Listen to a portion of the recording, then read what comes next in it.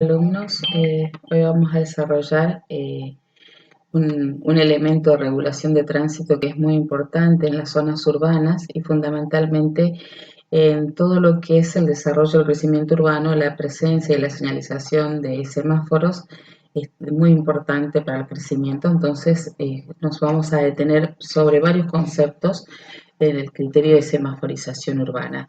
Primero vamos a desarrollar cuándo y cómo utilizar semáforos. Segundo, los tipos de semáforos, los criterios para semaforizar, los términos básicos, el cálculo de los tiempos de un semáforo, intervalos de los cambios de fase, longitud del ciclo, vehículo equivalente, flujo de saturación y tipos de controles de semáforo. Eso vamos a desarrollar. Los semáforos, como saben, son dispositivos de control de tránsito, regulan la circulación de vehículos y peatones en las vías, asignando derechos de paso, estableciendo el tiempo de cruce y por las indicaciones de luces y de colores que varían entre rojo, amarillo y verde, operado por diferentes aparatos electrónicos, ¿no? ¿Para qué se instalan o por qué se instalan los semáforos? Para reducir el tiempo de espera sobre las vías transversales, para bajar el grado de accidentabilidad, para aumentar la seguridad del tránsito en las intersecciones de mala visibilidad. Acuérdense que en el área urbana tenemos diferentes tipos de intersecciones en las cuales la visibilidad no puede ser un valor que se carece en dicha intersección. Entonces es necesario regular el tipo de cruce con la presencia de algún semáforo para manejar mejor los volúmenes de tráfico grandes e intersecciones complejas. El hecho de tener un cierto regulador de tránsito y que sea semaforizado, claramente va a modificar y uno puede manejar el volumen de unidades presentes en dichas intersecciones. Además de buscar desempeñar otras funciones, como interrumpir periódicamente el tránsito de una corriente vehicular o peatonal para permitir el paso de otras corrientes vehiculares. Esto es muy común en las áreas residenciales, en los cascos urbanos, en donde claramente la presencia de un semáforo habilita el cruce peatonal, habilita el cruce de la otra arteria, habilita el cruce justamente de esa movilidad que está restringida y que nosotros tenemos que ordenar el tránsito para que se dé. Regula la velocidad de los vehículos para mantener la circulación. Acuérdense que en ciertas avenidas uno puede plantear, por ejemplo, las ondas verdes del tránsito, permitiendo el tema de la velocidad continua en avenidas y en el caso de hasta regular el tránsito también con ciertas velocidades. Controlar la circulación por carriles, eliminar o reducir el número o gravedad en algunos tipos de accidentes, principalmente en las que implican colisiones perpendiculares. Esto es muy común también en el área urbana, establecer la ubicación de los semáforos justamente en aquellas intersecciones en donde tenemos mayor grado de accidentes. Proporcionar ordenamiento al tránsito, claramente ordena. Es decir, estos dispositivos son los encargados de regular el tránsito y sus indicaciones luminosas pueden ser de tiempo variable o de tiempo fijo. Claramente regulan el tránsito. Entonces nosotros podemos establecer esta presencia de acuerdo al tipo de tránsito, al tipo de semáforo que utilicemos. Estos últimos son los encargados de regular el tránsito mediante uno o varios programas de tiempos establecidos con anterioridad, y ya vamos a ver cómo se puede establecer ese tipo de tiempo variable. Cada ciclo de semáforo tiene dos o más fases y cada una de ellas tiene un tiempo de verde fijo, originando un ciclo invariable o constante. Los semáforos de tiempo fijo son una variante del funcionamiento de una intersección semaforizada que pueden ser utilizados satisfactoriamente en los siguientes casos. En intersecciones donde los patrones de tránsito son relativamente estables, uno tiene más o menos establecido qué tipo de circulación y de qué tipo de características de tránsito va a tener, entonces claramente puede establecer este tipo de semáforos estableciendo los periodos o los tiempos fijos. Los controles de tiempos fijos se adaptan especialmente a intersecciones en las que se desee sincronizar el funcionamiento. Hay ciudades, y acá también tenemos claramente, hay arterias en donde uno canaliza, por ejemplo, el tránsito específicamente y exclusivamente de colectivos. Entonces, cuando uno conoce el tipo de tránsito que tiene ciertas arterias, uno puede establecer cómo fijar el tiempo de recorrido y de esa intersección establecer el cruce, el tiempo de cruce, básicamente semaforizando las intersecciones. Estos sistemas adicionalmente pueden presentar las siguientes ventajas de los controles de tipo fijo. Facilitan la coordinación, no dependen de detectores y el menor costo. Que son los de tipo fijo, claramente, porque ya está programado establecido y así se presentan las fases. También puede clasificarse de acuerdo al mecanismo de operación, es decir, los semáforos pueden ser para control del tránsito de vehículos, semáforos para pasos peatonales, semáforos especiales, en el caso, por ejemplo, de situaciones por ejemplo, de condiciones minusválidas, bueno, o escolaridad, también son semáforos especiales. Criterios para semaforizar. Y esto quiero que lo tengan en claro. Esta diapositiva justamente es como la diapositiva patrón para todas las que van a seguir aplicándose el criterio de semaforizar. ¿Qué criterios vamos a aplicar para semaforizar? Son diferentes ítems que van a establecer el criterio. Uno de ellos, y el primero, es el flujo vehicular mínimo. Otro criterio es la interrupción del flujo vehicular. Otro criterio es intersección compleja. Otro criterio es el flujo peatonal mínimo, accidentabilidad, combinaciones de criterios y factores locales. Recuerden, estos son los criterios con los que se van a trabajar. Cada criterio tiene su tabulación, su valoración. Pero bueno, estos son los criterios y que son, como ven, 7 criterios. 1, 2, 3, 4, 5, 6, 7 criterios. Ya vamos a ver cada uno en detalle. El del flujo, el de tráfico mínimo o flujo de tráfico mínimo, criterio. ¿Qué se establece? Se establece en principio dos tipos de arterias con sus carriles correspondientes, cada arteria, una arteria principal y una arteria secundaria, y por cada arteria, principalmente la arteria principal, donde se establece el número de tráfico. Acuérdense que acá estamos utilizando el de criterio de tráfico mínimo, entonces, si es un tráfico mínimo, solamente vamos a ponderar o vamos a evaluar la arteria principal, ya que la secundaria obviamente va a tener un tráfico menor a este. Entonces, ¿qué es lo que yo voy a priorizar y me va a interesar a mí? Justamente los vehículos por horas de cada arteria, acuérdense de la arteria principal, con su número, con su ponderación, la cantidad de flujo que requieren. Estos volúmenes deben presentarse durante 8 horas al día. Es decir, que para determinadas características de vehículo yo voy a establecer ese número para establecer si voy a semaforizar o no. Otro criterio puede ser interrumpir el flujo de tránsito, es decir, ya en estas condiciones la arteria principal tiene mayor número de vehículos y la arteria secundaria también tiene una interesante número y justamente lo que yo voy a tratar es interrumpir ese flujo para poder establecer como el orden de regularidad o el orden de prioridad. Estos volúmenes nuevamente deben ser durante las 8 horas del día. Otro criterio para semaforizar es el criterio de intersecciones complejas. Como ven acá, son varias intersecciones que llegan a un punto de encuentro, entonces lo que tenemos que hacer, obviamente, es establecer el orden de prioridad de cuál va a tener primer paso, segundo paso, avance, giro, o sea, todo eso lo tenemos que regular. ¿Cómo lo vamos a regular? Con la presencia de semáforo. Son 5 o más aproximaciones, flujos vehiculares o iguales mayores a 800 vehículos horas por flujo. Criterios para semaforizar en el caso de sendas peatonales. Bueno, obviamente para establecer las sendas peatonales y poner que nos veamos obligados en la presencia de un semáforo, mínimamente tenemos que tener un cruce peatonal de 250 peatones y que la suma de los dos flujos, tanto el de F1 y F2, nos deba dar 600 vehículos por hora.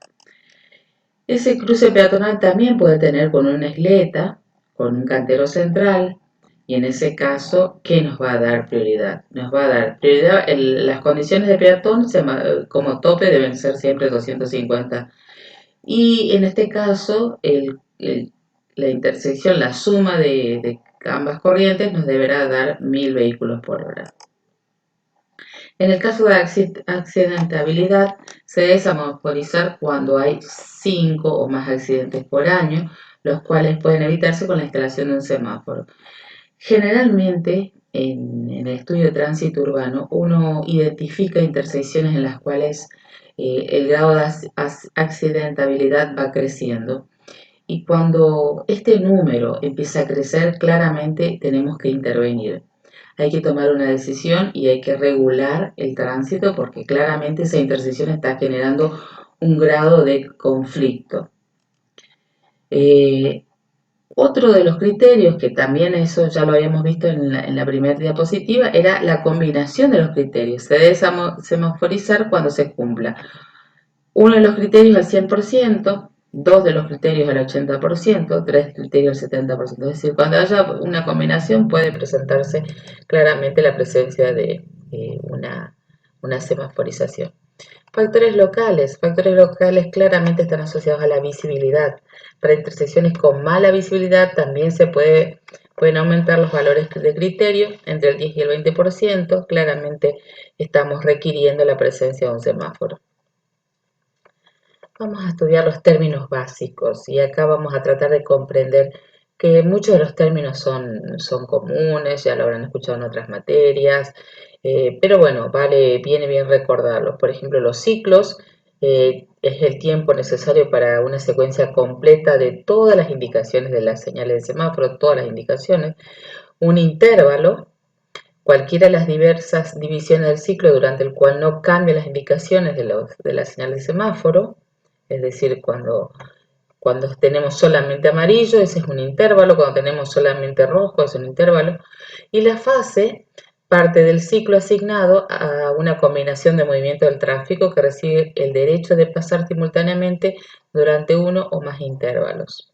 Esa es una fase. El intervalo, un periodo de tiempo durante el cual todas las indicaciones semafóricas permanecen constantes, ya lo dijimos. Los intervalos también pueden estar asociados a lo que significa o al color asignado como cierto movimiento.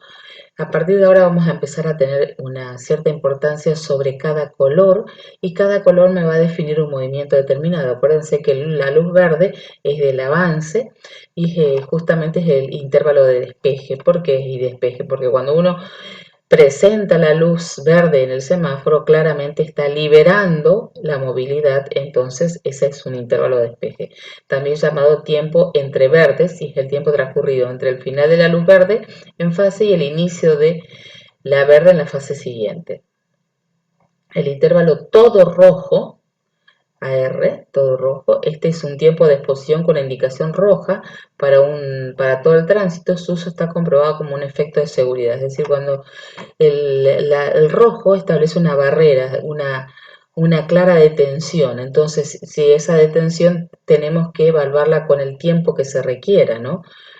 Nosotros tenemos que saber cuánto tiempo requiere, por ejemplo, acá, en esta barrera, bien, yo le estoy indicando con el mouse, en esta barrera, por ejemplo, para que justamente se pueda dar este movimiento de avance y giro y de incorporarse a la corriente. Entonces este tiempo de rojo tiene justamente un intervalo que nos va a facilitar este movimiento. El desfasaje, offset, en sincronización de semáforos es el lapso de tiempo determinado por la diferencia entre el inicio de la fase verde y en una intersección y el inicio de verde en la siguiente intersección. Ese es el desfasaje.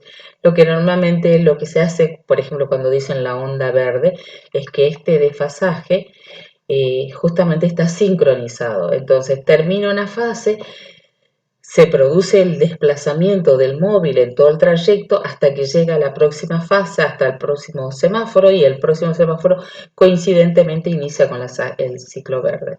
Entonces hay una continuidad. Unidades vehiculares equivalentes, una unidad para considerar la presencia de diversos tipos de vehículos distintos de automóviles y movimientos a la izquierda y a la derecha. Tipos de movimiento, bueno, acá los tipos de movimiento, como ven, uno es de paso, avance, van en ambas direcciones. El otro es el de giro permitido, a la izquierda. Giro protegido. ¿Por qué protegido? Porque justamente hay una detención del tránsito pasante. Y un giro sin o posición, que sería el caso justamente en coincidencia en la corriente que uno ingresa, está también detenido el tránsito, es un giro sin oposición. Cálculo de los tiempos del semáforo. Para obtener un mínimo de demoras, cada fase debe incluir el mayor número posible de movimientos simultáneos. Así se logrará admitir un mayor volumen de vehículos en la intersección. Esto debe ser un objetivo permanente que no se debe olvidar. Es decir, nosotros en admitir un número importante de vehículos es que le estamos dando respuesta, mucha solución a un número determinado de unidades, y eso es muy importante.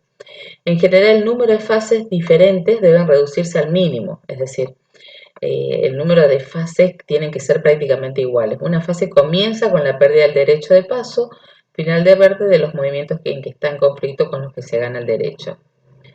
Claramente, en dos intersecciones, la fase 2, los movimientos en cada sentido, fíjense, por ejemplo, en esta arteria en la que tenemos un ciclo verde, podemos tener el tránsito pasante, el tránsito que gire, y este está detenido. Y en el caso de que esta arteria ingrese con la fase verde, esta estaría en rojo y estaría pasante y con giro para el otro lado. Es decir, cada fase nos da justamente, en cada fase tenemos dos movimientos posibles para esta intersección, que está como presentado como ejemplo. Intervalos con cambios de fase. Los intervalos con cambio de fase, fíjense que surgen de analizar justamente ecuaciones en las cuales vamos a considerar las distancias recorridas. Vamos a analizar esta distancia recorrida X, esta distancia recorrida W, que está asociada al ancho de la boca calle, y esta distancia recorrida L, que es justamente cuando el móvil transita absolutamente toda la boca calle y ya no altera este tránsito pasante. Ese intervalo de cambio de fase, que sería justamente amarillo más rojo, acuérdense que el vehículo viene por acá y puede ser que el semáforo que está en esta zona de detención empiece a presentar amarillo. Ahora, ¿el vehículo qué va a hacer? ¿Se va a detener o va a tener que analizar el tiempo de amarillo más el tiempo justamente del presente rojo para poder pasar?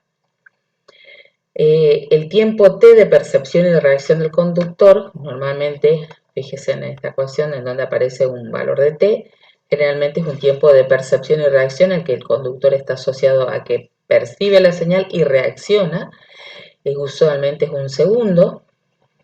La velocidad de aproximación de los vehículos, este v, que justamente es la velocidad de aproximación, ese v va a variar y va a variar de acuerdo al tipo de tránsito que tengamos y las características de la arteria.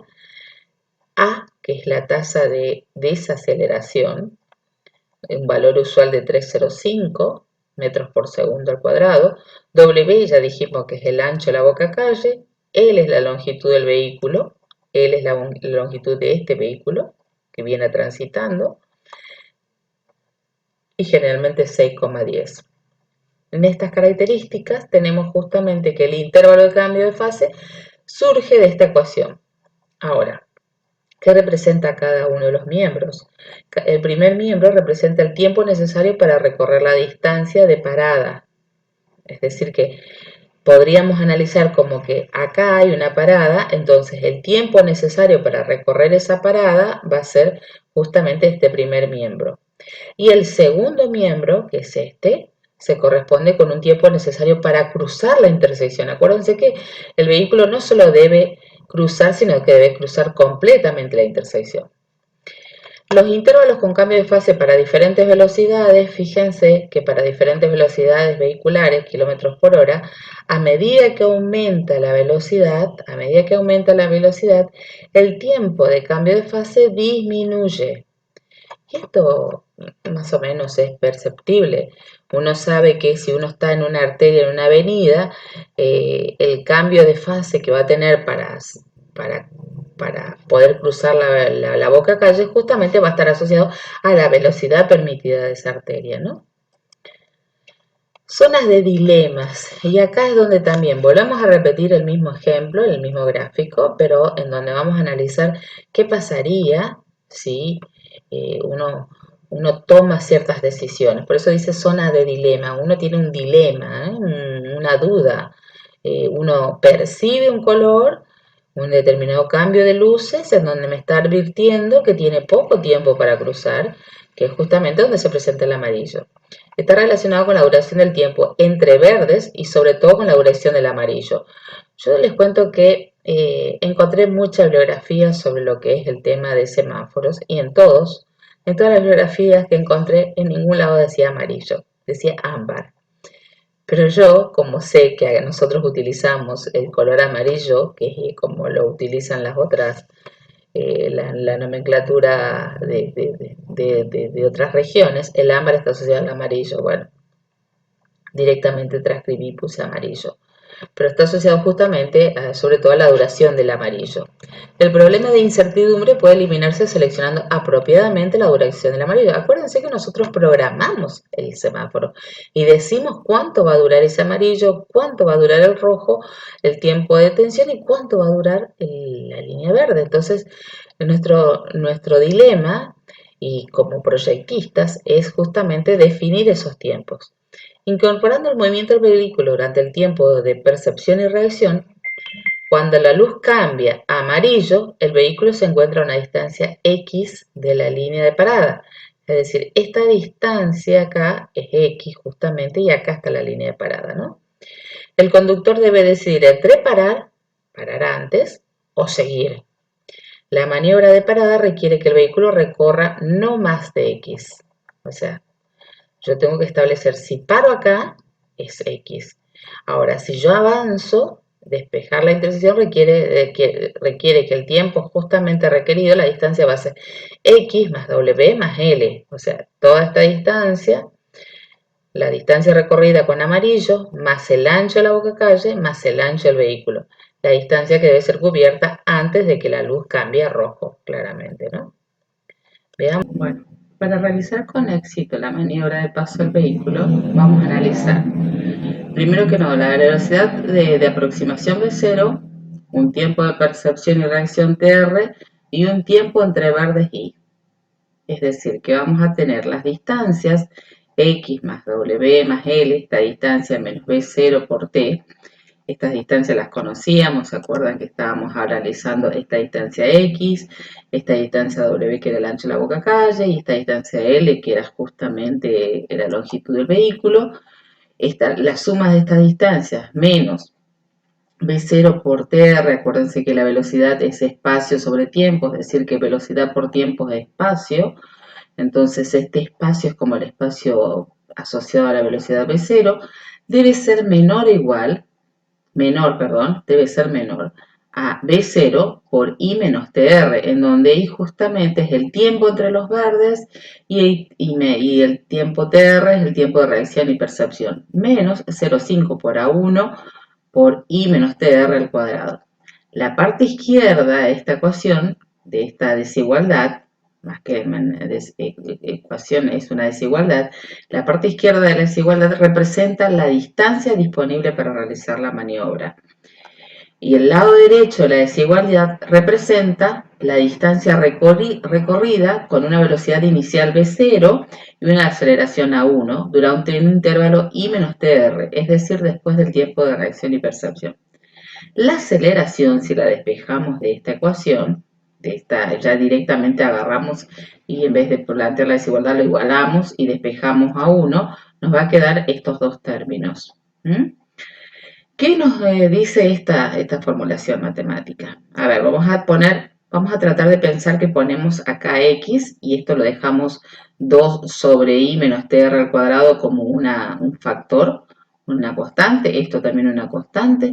Entonces podemos establecer, si conocemos el valor de W, el de L, el de B0, el de TR y la relación de I, podríamos encontrar una relación entre X y A. Que X es justamente esa distancia o ese tiempo de determinación que uno debe tomar antes del tiempo de parada, y A es la aceleración que trae el móvil, ¿no? Ahora, representan claramente una línea recta. Entonces, si analizamos esa recta con una determinada pendiente, que justamente la pendiente está dada por este cociente, entre 2 sobre i menos tr al cuadrado, si analizamos esa pendiente, esa recta corta el eje de abscisa en un determinado punto x0, en donde, ¿qué pasa con x0? La que es nula es la aceleración. ¿Y cuándo la aceleración es nula? Cuando yo vengo con un vehículo a cierta velocidad y es una velocidad constante.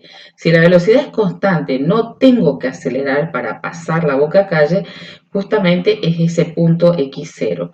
La distancia máxima entre el vehículo y la línea de parada con la cual el vehículo puede pasar sin acelerar se da x0. Entonces, x0 ¿a qué es igual? X0 va a ser igual a b0, la velocidad que es 0 con la que circula, por i, que justamente es esa diferencia, menos w más l. W más L es el ancho de la boca calle más la longitud del vehículo. Importante en el análisis, puesto que el vehículo se aproxima a una velocidad límite, no debe requerir acelerar para cruzar la intersección. Hasta acá venimos bien, ese es x0. x0 define el punto más allá del cual un vehículo viajando a velocidad límite no sería capaz de cruzar en amarillo en forma segura o legal. Claramente, cuando uno ve el amarillo, ya es otra instancia en la cual uno tiene que atravesar. Bueno, claramente acá no podría. Para realizar con éxito la maniobra de parada, se debe cumplir. ¿Qué se debe cumplir?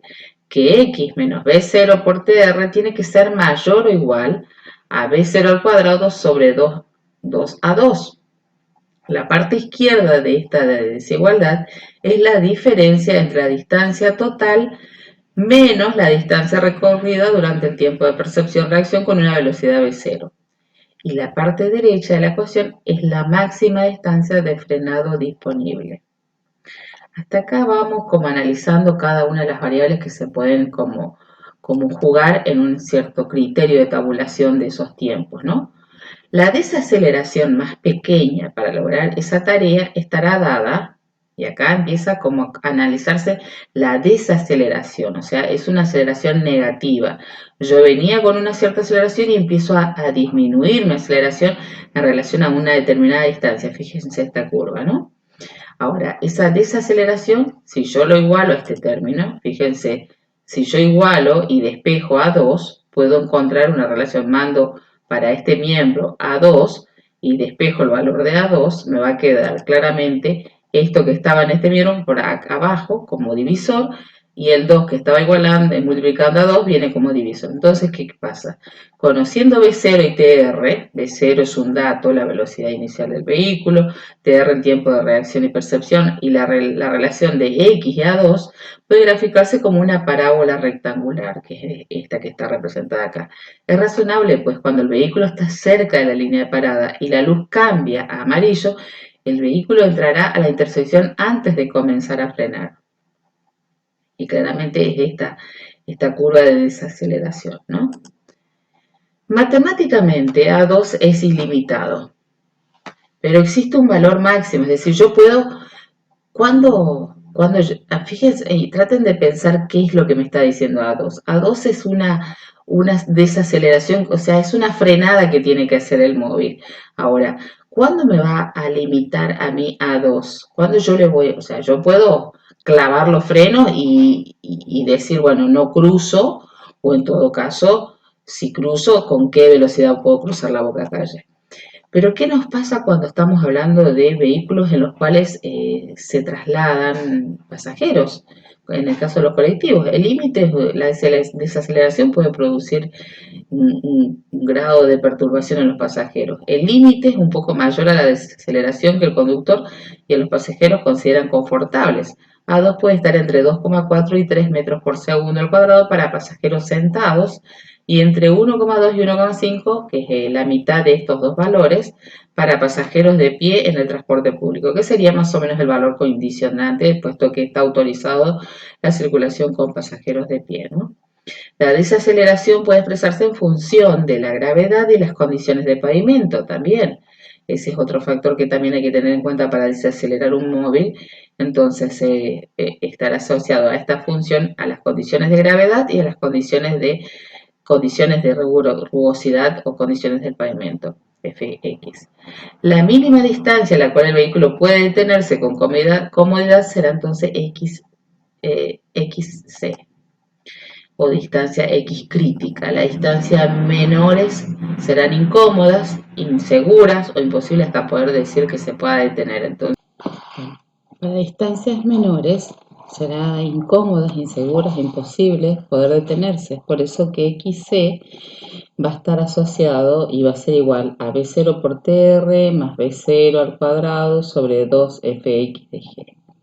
Este es el factor que recién hablábamos sobre las condiciones de la calzada y gravedad, f de x condiciones de rugosidad de la calzada. Y b0, la velocidad inicial del vehículo, tiempo de reacción y de percepción.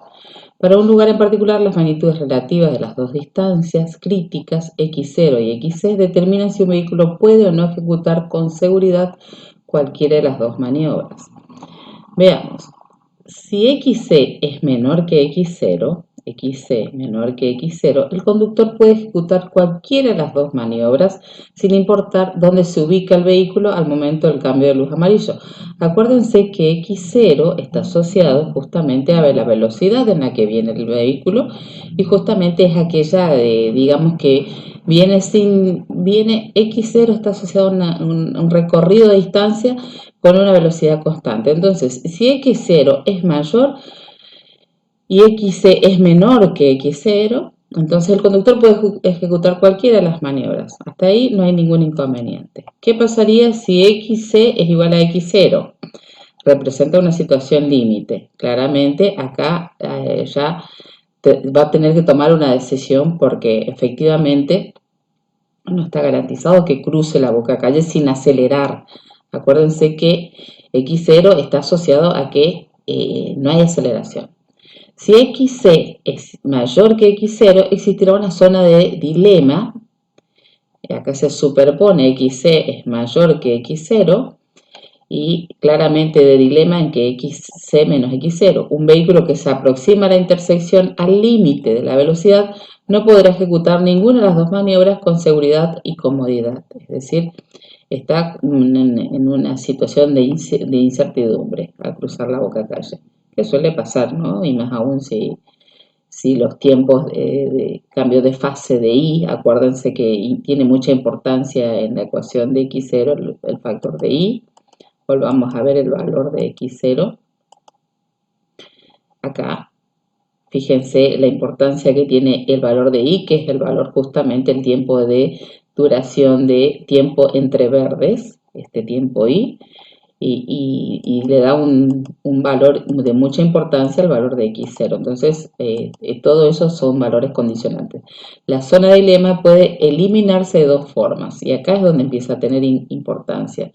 Cambiando la velocidad, ¿cómo se puede eliminar esa zona de dilema? Cambiando la velocidad límite, la velocidad b0, seleccionando un apropiado tiempo mínimo de duración para el amarillo, calcular un tiempo mínimo entre verdes y, con lo cual x0 es igual a xc, xc igual a x0. Igualando las ecuaciones tenemos un tiempo de i, fíjense justamente con el que trabaja, es el tiempo i mínimo, que es el tiempo entre verdes, y justamente lo que va a sacar es en función de, para que esas condiciones no produzcan una incertidumbre. Tengo el tiempo de reacción, el tiempo de la velocidad v0 sobre 2fx de g, que es el factor de rugosidad de la calzada, más w, que es el ancho de la bocacalle, más l, la longitud del vehículo, sobre v0. Eso justamente me va a dar el tiempo de mínimo entre verdes. La longitud del ciclo. Basándonos en las observaciones de campo y simulaciones de condiciones de tránsito, se determinó que la longitud del ciclo óptimo de la siguiente manera va a ser igual. La longitud del ciclo C0 es igual a 1,5L más 5 sobre 1 más la sumatoria de I. Ya vamos a ver qué es. C0 es el tiempo óptimo del ciclo en segundos. L es el tiempo perdido de cada ciclo. Acuérdense que nosotros vamos a tener un tiempo de reacción y percepción. Y es el máximo valor de la relación entre el flujo actual y el flujo de saturación para el acceso o movimiento del carril crítico de fase, y es el número de fase. Ya vamos a ver lo que es flujo de saturación y ya vamos a ver lo que es justamente cada uno de estos, pero el flujo de saturación está asociado al número del flujo actual y el flujo de saturación. Ya lo vamos a ver a eso. Vehículos equivalentes. Nosotros generalmente nos vamos a encontrar con un parque automotor variado, en donde van a tener diferentes cantidades de ejes de carga, longitudes diferentes, anchos diferentes. Entonces tenemos que encontrar como un factor de valoración equivalente. La existencia de un vehículo pesado y movimientos hacia la izquierda, hacia la derecha, hace necesario introducir un factor de ajuste, convirtiendo estos vehículos y estos movimientos en vehículos equivalentes para tener un parámetro de medición igual. Lo que estamos tratando de encontrar es como un parámetro de igualdad. El tipo de vehículo, ya sea ligero, pesado o comercial, más la dirección de sus movimientos, ya sea de frente, hacia la izquierda, hacia la derecha, hicieron necesario el uso de un factor de equivalencia. El factor de equivalencia, este es el factor de equivalencia de vehículo equivalente, un factor de ajuste por efecto de vehículo pesado, en donde ese factor de ajuste es igual a 100 sobre 100 más PC, que es el porcentaje de camiones, por S, que es el valor de automóviles equivalentes a un camión, S menos 1, más PB, que es el porcentaje de autobús, y EB, que es el valor de automóviles equivalentes a autobús, EB menos 1. Claramente ese factor de ajuste por efecto de vehículo, bueno, es un valor con el que se va a trabajar, y se va a trabajar teniendo en cuenta justamente los volúmenes horarios de máxima demanda. Los volúmenes de máxima horaria de demanda deben ser convertidos en una tasa de flujo Q, que es justamente ese, a través del factor de la hora de máxima demanda, factor de máxima que es FHMD, y este es 1 sobre FBP, que es el factor de justamente con el que estuvimos recién determinando, para el cual en el caso del proyecto y diseño de planes de tiempo de semáforo se sugiere 0,95. Los volúmenes horarios mixtos de diseño, se convierten a flujos de automóvil directo que no dan vuelta, equivalentes por una hora, QAD, mediante la siguiente expresión, que daría esta justamente nuestra fórmula con la que trabajamos, que nos da justamente el volumen, el flujo a través de la hora de máxima demanda, ¿no? Los flujos de saturación y tiempo perdido. Nosotros vamos a tener que tener en cuenta cuando nuestra intersección ingresa con un determinado flujo de saturación debido a que la frenamos. Establecemos un tiempo de fase, un tiempo de circulación y un tiempo de detención. El flujo de saturación es la tasa máxima de vehículos que cruzan la línea y que puede ser obtenida cuando existen filas y están aún persistentes hasta el final del periodo verde. Cuando el semáforo cambia a verde, el paso de los vehículos que cruzan la línea de alto se incrementan rápidamente a una tasa llamada flujo de saturación, la cual permanece constante hasta que la fila de vehículos se disipa o hasta que termine el verde. Puede ser y puede suceder que cambie de color, ingrese nuevamente la línea de alto, de rojo, y no se haya liberado el total de flujo. Es decir, nosotros tenemos una tasa de descarga o de cola de un periodo que justamente está representada por esta curva, en donde tenemos, fíjense, fase para los movimientos entre verdes. Acá tenemos el tiempo de verde, que justamente es donde inicia, tenemos como una sección rectangular. Tenemos el amarillo y el tiempo de parada o tiempo rojo, todo rojo, ¿no? Donde termina justamente la fase. La línea punteada, que es la línea esta, acá, establece un rectángulo, indica el modelo básico o curva de flujo efectivo, que reemplaza la curva de flujo actual de vehículos que cruzan la línea por un rectángulo de igual área, cuya altura es el flujo de saturación S. Es decir, acá nosotros vamos a tener como un determinado una determinada cantidad de volumen de tránsito que a partir de ahí justamente se satura y donde el tiempo de recorrido nos necesita todo este tiempo de verde para que se libere ese número de vehículos, ¿no? Es por eso que, como dice, es la tasa máxima de vehículos que cruza la línea cuando puede ser obtenida. Existen filas y están aún persistentes con el tiempo de verde, ¿no? Bueno, entonces tenemos el flujo efectivo que reemplaza la curva de flujo actual de vehículos que cruza la línea por un rectángulo de igual área, cuya altura es el flujo de saturación S y cuyo ancho en el tiempo verde efectivo G. Este ancho efectivo. En otras palabras, el área bajo la curva, que es esta área correspondiente a un rectángulo, porque toma como una manera general, el área bajo la curva, SG, representa el máximo número de vehículos que cruzan la línea de un ciclo promedio. Claramente esta área representa justamente ese número máximo que puede cruzar durante ese tiempo verde.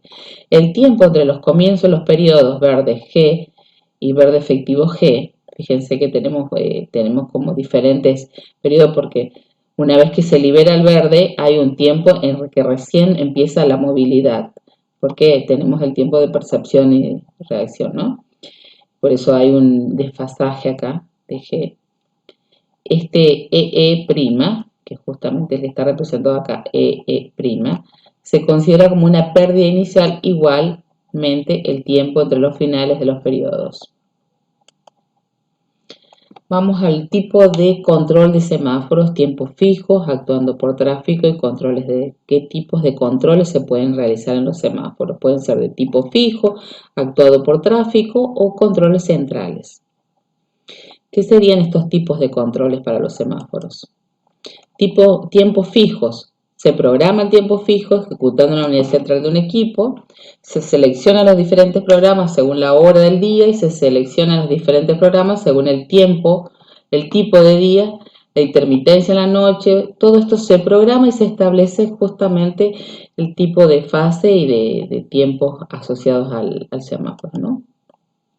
Actuando por tráfico, actuando por una demanda vehicular, una demanda peatonal, suponiendo que, por ejemplo, determinada hora del día, el cruce peatonal requiere otra fase, otro tiempo de cruce, porque justamente se incrementa la demanda peatonal, vamos a suponer, y ahí entonces se modifica el control por el tipo, actuando de acuerdo al tipo de tráfico. Actuando por tráfico con detectores. Pueden ser bucles magnéticos, sensores de video, botones manuales, sensores infrarrojos. Acuérdense, nosotros teníamos un tipo de semáforo con botones manuales que era el que, por ejemplo, estaba enfrente por la avenida de Marcial Rojas, enfrente de la escuela, una escuela que estaba ahí en Marcial Rojas y Arenales, tenía los botones manuales en donde se producía la detención. Continuando con el tipo de controles actuando por tráfico, tipo de actuación de tráfico, selección de programas, selección de fases, atención de movimiento baja demanda, atención de demanda peatonal, todo esto se puede programar, entonces se podría tener como diferentes tipos de actuaciones del semáforo de acuerdo al tipo de tráfico. Por eso todo esto también va a modificar y va a ser un control que se puede aplicar de acuerdo al tráfico, ¿no? Control central, si uno tiene un control central, puede ser uno o varias centrales de tráfico, controlan la señalización de todas las intersecciones, toman decisiones a nivel de dependencia de tráfico, coordinan las intersecciones por hora verde, reportan daños en los equipos de control y las lámparas, alimentan los nuevos programas de equipo. Esto sería como por ejemplo en una ciudad en donde tendríamos claramente la programación de las centrales, ¿no? El control central es la filosofía de un control, es el sistema de sistemas fijos, los cuales trabajan con puntos de cambio, y los sistemas variables, los cuales se alimentan con programas completos en los equipos. ¿Cómo sería esto? Por ejemplo, tendríamos justamente una control central, tendríamos la interfase, tendríamos la arquitectura del sistema de tráfico centralizado, toda esta trama estaría interconectada a la interfase y claramente estaría identificada esta interfase dando los puntos de señalización fijos y los puntos variables. La señalización es todo con una interfase, ¿no?, programada y establecida, ¿no? La interfase conectada a una red, el centro de control, todo esto asociado a claramente un sistema de tránsito municipal, ¿no? Los sistemas fijos con puntos de cambio, tendríamos el central de tráfico. Los programas de señalización se elaboran en la memoria del computador de tráfico, el cual selecciona la estructura y envía pulsos de sincronismo hacia los equipos de cada segundo. Se envía la transmisión de pulsos de avance y sincronizados, y tenemos el equipo de control. El equipo de control tiene una alimentación variada de estructuras, las cuales forman los programas junto con los pulsos de los computadores, y así se establece como el manejo de un sistema fijo, ¿no? Entonces tendríamos el central de tráfico, la transmisión de pulsos, el equipo de control y la señalización asociada a cada punto, ¿no? El sistemas de control fijo de los puntos de cambio, tendríamos nuevamente, sí, el central de tráfico, la transmisión de pulso y transmisión, en donde tendríamos el equipo de control, y también tendríamos una devolución a la central de tráfico de acuerdo a la transmisión de valores de detectores de tráfico central, donde acá se detecta, por ejemplo, donde se puede asociar, por ejemplo, programas nocturnos. Entonces se informa a la central de tráfico, vuelve el dato y se reformula el circuito del sistema fijo en determinado horario, ¿no? El sistema variado con alimentación de programas, tenemos la central de tráfico, tenemos la transmisión del programa de variación completa sincronizada hacia el equipo de control. El equipo ejecuta siempre el último programa enviado por la central. Una vez que se termina, se ejecuta. También se pueden detectar valores detectores que envían a la central de tráfico. Transmisión envía valores detectores al tráfico central. Todo esto se ejecutan programas variables, ¿no? Entonces, por un lado tenemos la central de tránsito, se envía la transmisión, el equipo de control envía la señal al dispositivo. Y también puede ser que el dispositivo envíe valores detectores al equipo de control y después eso envía a la central, modificándola. Los vídeos de semaforización, supervisión de videos, detectores de videos, registros, todo esto puede provocar un sistema variable de control, ¿no? La supervisión del tráfico, detención de anomalías en el tráfico, detención de trancones y congestiones, detención de accidentes. Pueden modificar y provocar programas variables. Detectores de vídeo, la detención de vehículos, detención de vehículos, de velocidad de vehículos, conteo de tránsito, clasificación de los vehículos. Los detectores de video generalmente tenemos en nuestra calzada, cómo lo vamos a colocar, en donde en el arranque de un determinado tramo tenemos un conteo, tenemos sensores donde justamente se ocupan y se hace la lectura. También podemos determinar en el arranque de ciertos tramos la velocidad de ingreso. Todo eso va a modificar el conteo.